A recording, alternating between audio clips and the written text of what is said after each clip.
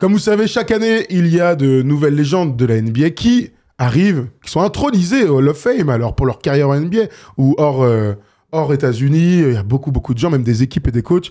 Et donc, on a appris bien que 2 légendes de la NBA avaient été élus au Hall of Fame, Carmelo Anthony et Dwight Howard. On va commencer par Carmelo, qui a été le premier à avoir son nom cité. Bon, c'était attendu, honnêtement. Tu vois, je veux dire, l'un et l'autre, on n'est pas dans la surprise de l'année. On attendra les autres noms pour pouvoir en discuter. Mais c'est une juste récompense déjà pour Carmelo Anthony. Grande carrière sur absolument tout. Oui. Grande carrière. Non, grande carrière. Ah non, grande carrière. Moi, tu sais que je suis un fan de Melo. Bien sûr. Je suis un fan de Melo depuis Syracuse, depuis la fac, quand je l'avais découvert avec ce Final Four exceptionnel. Non, moi, je suis un grand fan de Melo. Quand il signe à New York, j'ai envie d'y croire. J'ai envie de croire qu'il va devenir ce leader, que c'est lui le chaînon manquant pour aller jusqu'en finale NBA.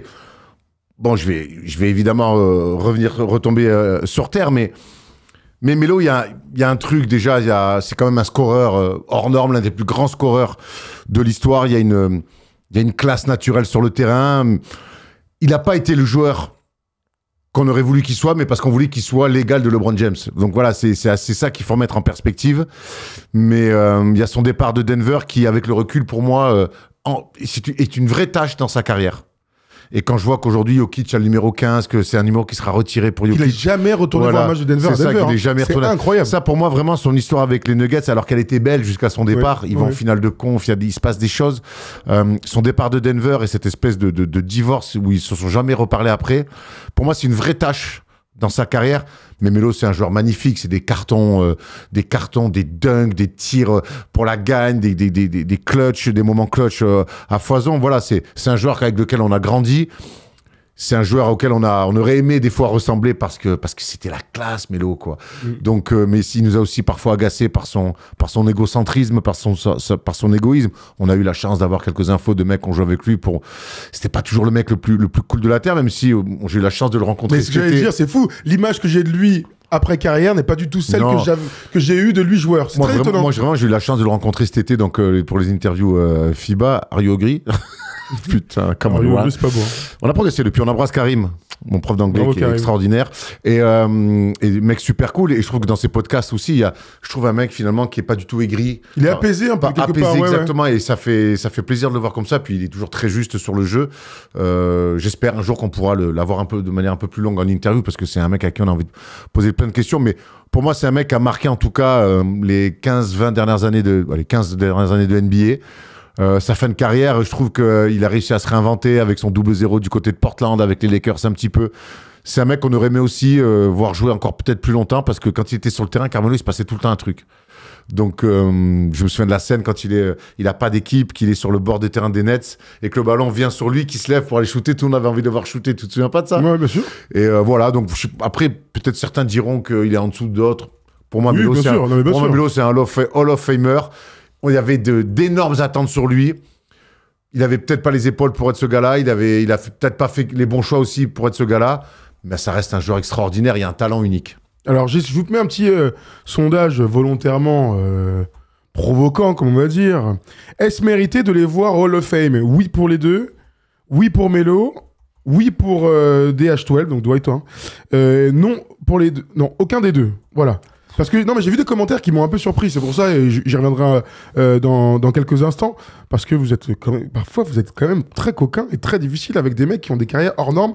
Je vais reciter quand même la carrière de Carmelo Anthony, pour ceux peut-être qui ne se rendent pas compte ou qui pensent qu'en fait, de faire 15 ans de carrière à ce niveau-là, c'est amené à tout le monde. Carmelo Anthony, donc, a joué donc, de 2003 à 2022 en NBA, 22,5 points. Plus de 6 rebonds, il a 44% au tir, 35% à 3 points. Il fait partie du top 10 des meilleurs joueurs, des meilleurs scoreurs de l'histoire de la NBA. Je mets même de son côté son passage FIBA, parce que c'est l'un des GOAT FIBA, tout simplement. Il n'y a que KD qui est plus victorieux que Carmelo Anthony. Il finit pas meilleur scoreur de la Ligue une fois? Il est meilleur scoreur aussi de la Ligue, je crois. Attends, je l'ai trouvé tout à l'heure. En 2008, je crois. Attends, je vais dire. Non, peut-être en 2009. Je te le retrouve dans quelques instants. Il fait partie du top 75 des meilleurs joueurs de l'histoire, 10 fois All-Star.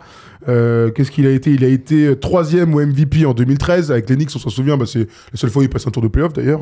Il est 7 fois All-NBA. Il est, je sais pas, c'est des carrières dont tout le monde rêve. Alors, bien sûr, quand on va rentrer dans la comparaison des uns et des autres, on pourra toujours voilà, remettre en cause certains trucs, son leadership en premier lieu, ça sans aucun doute. Parce que quand Carmelo Anthony arrive aux Knicks, on imagine qu'il va regarder LeBron dans les yeux. Le problème, c'est qu'à ce moment-là, LeBron, il est à Miami, et que même si les Knicks ont toujours rêvé d'avoir une équipe exceptionnelle, on aurait aimé avoir des jeux de playoff de plus haut niveau entre les deux équipes, on n'aura jamais eu ça. Mais comme James Harden avec les Rockets, à un moment donné, tomber contre les Warriors de ces années-là, ça casse des accessions finales NBA ou des finales de conférence, ce genre de choses. Carmelo Anthony, sans dire qu'il avait vraiment l'effectif, le coach et machin pour aller en finale de conf et en finale NBA, il n'empêche que s'il y avait des équipes un peu moins fortes, une NBA un peu moins dense à ce moment-là en face, on aurait pu imaginer qu'il passe plus de tours. C'est vrai qu'il arrive à New York au moment où il y a les Tres Amigos. Vous quelle fois en finale, les mecs? Oui, donc c'est très compliqué, mais il a aussi eu beaucoup de changements, beaucoup d'entraîneurs. Quel est l'entraîneur typique, l'entraîneur de référence, George Karl, associé de George Karl, mais c'est Denver. Ah bah oui, non mais tu me demandes, c'est ça. Je vais pas te dire Mike D'Antoni, hein. Voilà. Parce que moi, ni Mike Woodson. Le souvenir encore moins Mike Woodson, hein, en même temps. Non mais tu vois ce que je veux dire. Donc, il a tout donné, Mike Woodson. Mais ce qui était pas bon, mais il a beaucoup poussé au changement. Oui. Il a beaucoup poussé au changement. C'est un gars qui était un peu instable. Exactement. On se souvient, mais insecure aussi. On se souvient quand Jeremy Lin est en train d'exploser avec la Cincinnati, et parce que c'est une condition, c'est quelque chose de direct à la blessure. C'est une conséquence directe à la blessure de Carmelo Anthony. Il fait la gueule. Ouais. Il est sur le banc, il est en court-side comme ça, il fait la gueule parce qu'il y a un mec qui est en train de prendre toute la lumière avec le maillot des Knicks, et c'est pas Carmelo. C'est un personnage tiraillé par rapport à ça. Donc, et je pense que quand tu as des attitudes comme ça, tu peux pas être un grand comme on aurait souhaité. Ce que nous raconte Kevin Séraphin sur Melo, et on ne trahit rien parce qu'il l'a dit à l'antenne aussi. Bon, voilà, c'est pas des mecs avec qui tu as envie de partir à la guerre, et ça s'est vu surtout avec les Knicks. Dans ces équipes, ça c'est clair. Il y a Tom qui nous dit, le truc c'est que Melo n'a aucune distinction individuelle sur des trophées de grande envergure, donc pas de MVP de saison, pas de finale de... Il se fait voler un rookie de l'année. Un co-MVP de l'année. Un co-rookie de l'année. Ils auraient dit co-rookie. Au moins. Non, mais ils étaient vraiment co-rookie, pourquoi? Pour le coup. Pour moi, c'était vraiment co-rookie. On était à fond, tu te souviens à l'époque, machin. Il y en a un qui va en playoff, l'autre qui va pas en playoff, c'est LeBron qui va pas en playoff. Ils ont des stats un peu similaires, même si LeBron est meilleur en passe et en points. Dans les confrontations et tout. Bien sûr, mais moi je pense que c'était un vrai coup. Oui. Le rookie, c'est un vrai truc de coup. Voilà. Il y a deux mecs qui survolent, ils s'étaient attendus comme ça. Le plus grand what if de Melo, c'est s'il avait été drafté 2 par Détroit. C'est le plus grand what if. Parce que quand tu arrives dans une équipe où tu dois te faire ta place, on te fait ultra talentueux, machin, mais qu'on t'apprend à gagner. Quand je dis gagner, c'est aller en finale, ce genre de choses. Je sais pas si Détroit allait être champion en 2004 dès sa saison rookie, mais on aurait pu imaginer qu'il se serait construit complètement différemment par rapport au collectif. Ça, c'est le plus grand what if de sa carrière. Il aurait pu peut-être avoir ce coach référence, ce coach associé. Et puis même porté par des mecs en place, intelligents. Enfin, alors s'il était venu, je pense que Rachid serait pas venu. Tu vois, il y aurait plein eu de dominos après. Hein, après, il aurait joué 4 beaucoup, je pense. Ouais, un peu plus 4, ouais. Bon, on aurait trouvé. Après, je suis pas sûr que Coach Brown, il avait cette fibre-là aussi de... Bien sûr, mais en tout cas, t'arrives dans un projet où structuré. On est déjà là pour gagner. On essaye d'aller en finale. Puis t'as un meneur de jeu qui l'amènera 5 ans plus tard en finale de conf. Chelsea Billups. Mais c'est vrai que l'histoire de Melo, si elle était passée par Détroit sur son début de carrière, je suis incapable d'imaginer ce que ça aurait été. Moi non plus. Le connaissant lui, maintenant, sachant la star qu'il est, parce que Melo c'était une star. Hein. Bien sûr. Les Détroit Pistons à l'époque, coachés comme ils étaient avec l'équipe qu'ils avaient, où c'était tout l'anti-star possible, je sais pas comment ça aurait pu fonctionner. Il y a quelqu'un qui dit j'ai toujours trouvé Carmelo Anthony très surcoté. Alors n'hésite pas à nous écrire un petit peu plus. Surcoté, c'est tellement dur. Moi aussi, parce que les attentes étaient immenses. Il dit Melo ne mérite pas, faut être sérieux. Ceux qui votent pour lui, c'est juste de l'affectif et émotion. Oh les gars. Default Star. Il est Hall of Famer, le mec, sans aucun doute, c'est une superstar de la ligue. Default Star. T-Mac y est, hein, T-Mac. Mais T-Mac, moi je l'ai jamais passé un tour, le mec. Ouais, mais je l'adore, je l'aime. Pour moi, mais Melo, il est même pas dans la même ligue que T-Mac. Mais pourtant, en fait, si, finalement, c'est des ultra-scoreurs. Il y a eu des meilleurs résultats, mais des meilleures équipes aussi. En vrai, c'est le même type de joueur. C'est la différence entre le gratin, le top 10, 15, 20, là, qui ont gagné des titres individuels, des titres en fin de carrière, en fin de saison. Et puis, il y a les autres qui sont à l'apport de tout ça. Après, moi, Melo, j'en garderai toujours un sentiment un peu biaisé parce que je l'ai beaucoup aimé et que j'ai été très déçu, quoi. Vraiment très déçu à des moments où tous ses copains gagnent. tous ses copains. Alors, ils sont ensemble, ils sont dans la même équipe. Hein. Pas toujours in shape, beaucoup vécu sur son talent. Et la fin avec New York et Qatar, ce qui se passe ensuite, Atlanta. La no-trade clause, là. Heureusement qu'il y a un moment donné, on pense que c'est fini pour le NBA. Il y a Portland, quand la fin d'OKC, elle est terrible. C'est qui le c'est Atlanta qui le garde pas. On ne veut même pas toi. La fin d'OKC, elle est terrible, sur le 6e homme. Alors qu'en plus, on faisait le parallèle avec Vince Carter, qui était vieux, qui avait compris ça. OKC, là, quand il rigole. Terrible. Tu penses que tu vas sortir du banc? Qu'est-ce que tu racontes? Waouh, c'est le message envoyé, quoi. Ouais. Je trouve pas que le talent soit suffisant pour le fame et dire que Melo ne mérite pas, faut vraiment pas l'aimer pour le coup. Oui, il y a mieux que lui dans le greatness, mais il mérite, nous dit No One. Voilà, je pense que c'est ça. En talent intrinsèque, c'est l'un des meilleurs. Oui, bien sûr. En talent intrinsèque, alors, et j'entends que le talent intrinsèque, c'est pas ce qui doit t'amener au Hall of Fame, mais c'est quand même un mec qui, dans la technique qu'il avait, l'adresse, le post-up, le jeu post-up. Non, Melo, tous les jours. Il y a Lexi, ils sont durs les mecs. Hein. Mis à part son attaque exceptionnelle, il a pas grand chose d'autre. Pas de défense, pas de leadership, pas de grand parcours en playoff. Souvenez-vous, les défenses sur Kobe en playoff. Ouais, ils se regardent dans les yeux et ça se tabasse. Quand il se tire la bourre et tout. Non, les gars, respectez mon Melo un peu. Un petit peu. Et bien sûr que le fame prend en général toute ta carrière. Et donc, je le disais tout à l'heure, c'est un GOAT FIBA. C'est l'un des meilleurs joueurs de l'histoire. C'est l'un des meilleurs joueurs, un des meilleurs attaquants, et en même temps, tu pouvais rien faire. Dommage qu'il n'ait pas fait une pige pour la France, ça aurait été très cool. Je n'ai pas du tout été mis sur le... Pourquoi? Du ça comme ça, j'en ai aucune idée. Un petit mot sur Dwight Howard, du coup. Ah bah oui. Parce que Dwight, tu sais, c'est marrant parce que quand on disait qu'on allait faire ça tout à l'heure, on disait que l'un de nos derniers débats dans le Hoopcast, je sais pas si tu t'en souviens, c'est est-ce que Dwight sera au Hall of Fame? Je sais pas si tu t'en souviens de ça. Alors, je me souviens de ce débat, mais c'était pas... On l'avait fait à Noël, non? C'était un débat de Noël, mais c'était à toute fin. C'était la dernière année, mais c'était pas la toute fin. Bon, la toute fin. La dernière émission, je m'en souviens. Oui, c'était la cannelle, rien à voir. Non, là, t'as raison. Maman, mon top, c'est... et à l'époque, tu me disais, moi, t'avais des doutes sur le fait qu'il allait le faire. Et moi, je disais, non, mais gros, le mec, à un moment donné, c'est le meilleur joueur sur son poste. Donc, il y aura, au-delà des titres de meilleurs défenseurs et tout ça. C'était intéressant. C'était il y a 10 ans déjà. Et avec le recul, maintenant, c'est quand même marrant de juger les mecs avec le recul. Dwight est un Hall of Famer sans aucun doute, quoi, je veux dire. Oui, par ses titres de meilleur défenseur de l'année, par ce run avec le Magic pour aller jusqu'en finale en 2009. Ils tapent LeBron en finale de conf, et puis c'était lui la pierre angulaire de tout ça. Je suis un peu frustré pour cette vidéo, et tu sais pourquoi? Parce qu'on devait avoir Mike Pietrus, mais je l'ai prévenu trop tard, et monsieur avait une soirée cigare. Donc il n'a pas voulu se rendre disponible.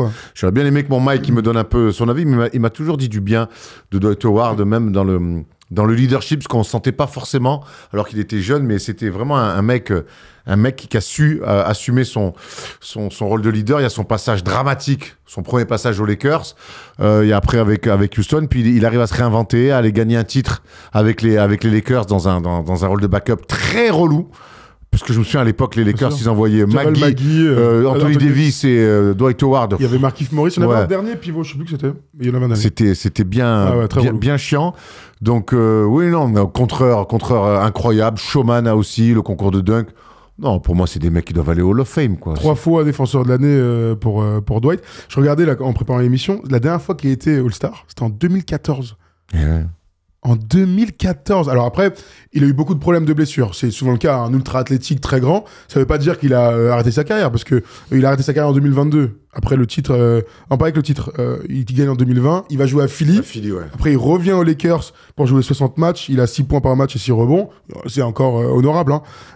Après, on le voit aller faire le show un peu partout dans le monde, tirer à 3 points, etc. Mais j'ai été très surpris de voir 2014. C'est sa première année avec Houston. Et ensuite, il commence à être blessé très souvent. Et quand tu reparles de la seule année avec les Lakers, donc Steve Nash, Pau Gasol, Kobe et Dwight, c'est fou parce qu'il y a eu une espèce de mea culpa un peu général, que ce soit de Kobe et de Dwight, en disant on s'est raté, on s'est pas compris, on se souvient de Soft et tout ça quand ils se sont revus. Parfois, t'accroches pas avec les gens, ça veut pas dire que tu peux pas non plus, quelques années plus tard, dire j'ai pas fait ce qu'il fallait. Je rappelle que Dwight avait été blessé au dos pendant très longtemps et qu'il jouait sous infiltration et tout ça, et qu'il avait souffert d'ailleurs de ce passage avec les Lakers, parce que lui, il se voyait être champion en fait avec les Lakers. Là, on parlait du départ de Carmelo Anthony des Nuggets, qui était une vraie tâche dans sa carrière. Le passage de Dwight Howard aux Lakers. La fin avec Stan Gundy, terrible aussi à Orlando. Le départ d'Orlando avec cette conférence de presse, qui est lunaire. On va lunaire. vous la remettre, ça. On va vous la remettre pour Où les plus jeunes, là. Où il se croise avec Stan Van Gundy, là, et c'est... Il y a des rumeurs terribles de se barrer. Et puis après, il va aux Lakers, où là, on fantasme complètement son association avec Pau Gasol, avec Kobe. Et Steve Nash, en fait, c'est un fiasco total. Et t'as raison, il joue blessé sous infiltration au dos, et il se fait détruire dans la presse, qui est un peu téléguidée par Kobe à l'époque. Et il va très mal le vivre, ouais. Il va très mal le vivre. Ouais, bien sûr. Et tu sais, il y a un gars qui a joué avec lui à Charlotte, c'est Nico Batum. Et c'était au moment où il y avait plein de doutes sur qui il était et tout, enfin, ça, dans le vestiaire. Et Nico a toujours dit la même chose. Franchement, c'est un bon mec. Il a jamais rien dit de négatif sur lui. Tu sais, il aurait pu nous dire, franchement...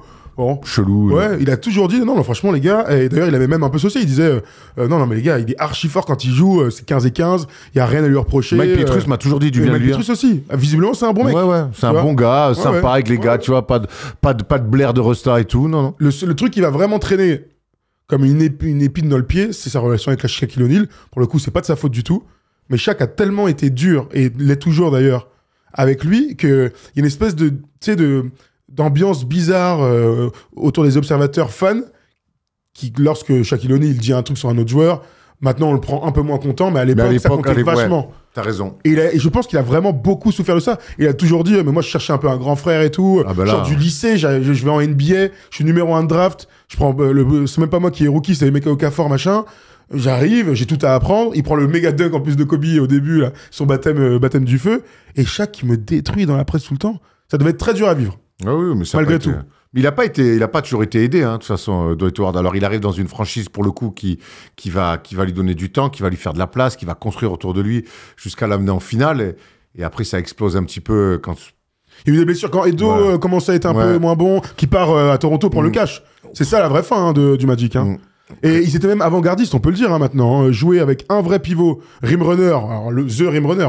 Et des postes 3-4, shooter, créateur, et de Rachel Lewis, ils étaient clairement dans le basket moderne en fait. Et d'aller en finale comme ça. Un peu avant-gardiste, ouais. Ouais, clairement. C'était une bonne équipe. Hein. Des free and aussi déjà très tôt. Ah ouais, Mike Pietrus, des mecs ultra. Courtney Lee était ultra ciblé. Un vrai bon meneur de jeu qui était capable, le sosie de Thomas Dufan quand même, faut ne jamais le rappeler. Jamir Nelson. C'est une équipe, quand on refait les NBA Classic Games, ça fait partie des bonnes équipes à voir jouer, avec des jeux de playoff exceptionnels. Alors oui, on se souvient tous du tir de LeBron en finale de groupe, il gagne que 2 matchs. Voilà. Non, 4-2 ils font. T'es sûr? Moi, j'ai toujours cru que c'était 4-1. Ah ouais, en fait, c'est 4-2. Ok, ma bad. C'est 4-2. Bon, voilà, en tout cas, pour Dwight Howard, qu'est-ce que je peux vous dire d'autre sur le grand? Je regarde le petit sondage. Vous me rassurez quand même, les mecs. Et puis pour ceux qui disent non, il doit pas y aller, si lui, il y va pas, il y a des mecs qui y sont déjà. Je vous invite à aller voir la liste déjà des mecs. Si des mecs comme ça, on les envoie pas, que ce soit Carmelo ou Dwight Howard, on va pas en envoyer beaucoup. Hein, des champions olympiques pour les deux, des gars qui sont investis dans les projets. Il y a Team USA aussi pour Dwight Howard. Donc, il est en 2008. On va ajouter ça. Donc, non, quand même. Puis c'est des mecs aussi qui ont marqué leur passage dans la ligue. C'est des gens qui ont fait remplir des salles. Partout où ils allaient.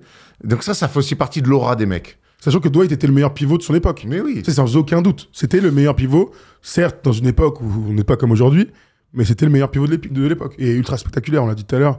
Il a, pour un grand bête comme ça, qui a développé avec le temps des mouvements un peu robotiques, il a quand même 2-3 highlights, des bons faces dans la gueule. Voilà. Bon, écoutez, Bill Up, c'est Hall of Fame. Bah, oui, en même temps, les mecs, c'est dans 6 mois, demain, je suis MVP de finale NBA, tu mets pas Hall of Fame, j'aurais bien la haine. Voilà. Bref, allez, on a fait le tour sur Dwight et Carmelo Anthony. Quand on aura la liste des autres légendes qui iront, on en parlera avec plaisir dans un First Day Show ou autre. C'est quand même des débats qui nous régalent tout le temps. Et puis, dites-nous, je vais vous donner le sondage sur YouTube. Vous êtes à oui pour les deux, ils méritent tous les deux. Et sur Twitch, oui pour les deux. Ça, c'est une bonne nouvelle. Ça, c'est mon basket. Il y a quand même 8% de coquins qui ont dit aucun des deux. Pas bien. Pas bien. Et si vous regardez en replay, vous n'hésitez surtout pas à nous dire ce que vous en pensez, si vous pensez quand même que les deux méritent d'aller au Hall of Fame.